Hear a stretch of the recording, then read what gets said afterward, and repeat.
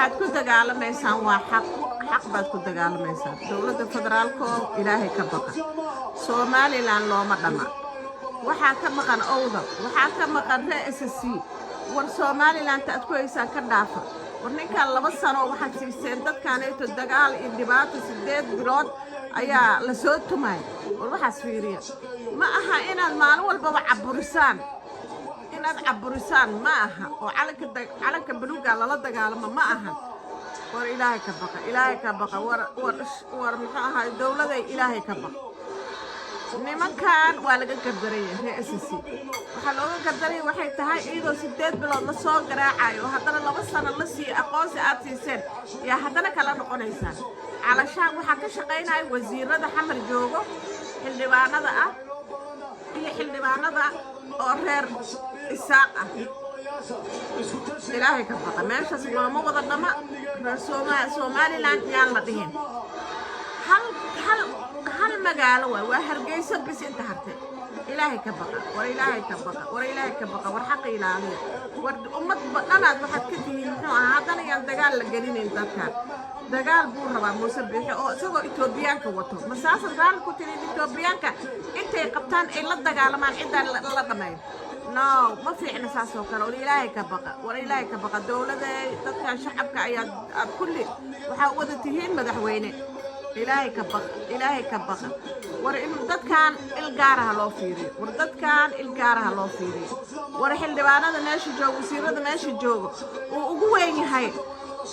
maxaa la dhahaye Cabdi Xaashi uu ku xigo ninka la yiraahdo Cabdi Xaashi dawiska aamuseen ninka la yiraahdo maxaa la dhihi jiray ra'iisul wasaare ku xigeenka iyo asxaabta kale oo dhan aan wada dhaqaano oo kulligood hebel ma dhahay aniga ha laga haro ummadaan dhameyskeeda in Itoobiya loo soo wato lagu dhameeyo raali ha ka noqonina ilaahay ka baqa war dawladda tihiinay dawladday ra'iisul wasaaraha shalay waxaan arkay isagoo leh reer Somaliland walaalaha intay ka dhanyiin ma dhanyiin ku dhanyiin Somaliland looma dhama SSC waa ka baxeen calanka buluuga diyaar u yihiin awdal calanka buluuga diyaar u yihiin war Itoobiyaanka ha u soo feenina war ka jooga war maxaa la imaaraadka hadalka ay wadaan ha u raacina war ilaahay ka baqa war afkan aamus hadii la yiraahdo ma aamusi karo xaqqa ma aamusi karo annaga xaqan u jeednaa ilaahay ka baqa ummadaan 8 bilood la soo garaacay haddana ha u soo dalbanina marka hadalkaas ku hadashin jaajida u sameeyeen jidka u sameey Somaliland waan fadhiisanayna ma aha saas waa ku imaadeen dadkan 2 sanaad siiseen oo muxuu ahaayo oo ah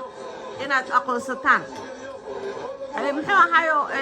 maamul goboleed oo gooni ah waa SSC qaatamo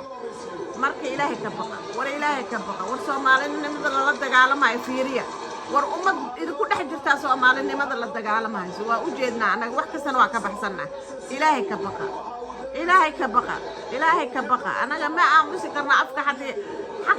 hadii laga qabtana feeruhu ka dilaaca ka jooga ilaahay baa la jiro dadkan oo calanka buluuga la jiro oo ciida la jirto u hiilinayso Muuse Biixi iyo qoladiisa oo yacni oo isaaq ahna ha laga reebo ummadaan yaa la dhameyn ummadaan yaa la dhameyn war islaam ilaahay oo ka jooga war madaxay ka jooga ra'iisul wasaaraha ka jooga looma dhama hala dhaho war looma dhama Somaliland looma dhama